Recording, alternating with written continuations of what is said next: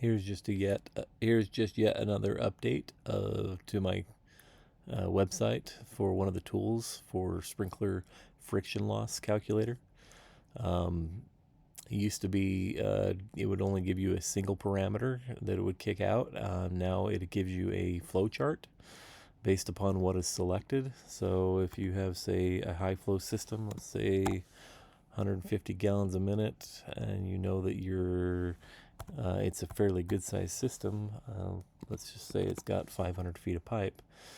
We'll change to class 200. It'll kick out the flow chart letting you know your friction loss over the length of pipe, and the velocity for that specific selected pipe based upon the size of the pipe itself.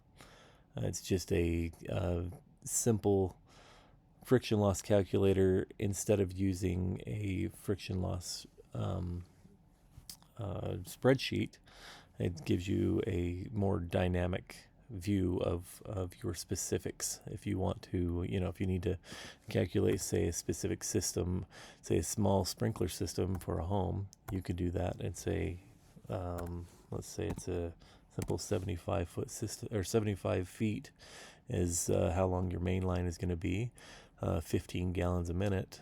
It'll tell you that over that length of pipe, you're most likely going to lose 3.81 psi, and the velocity will be 5.56. So 1 inch pipe. If you're comfortable with that loss, then that would work. Otherwise, it tells you here that you kick it up to be able to reduce your loss.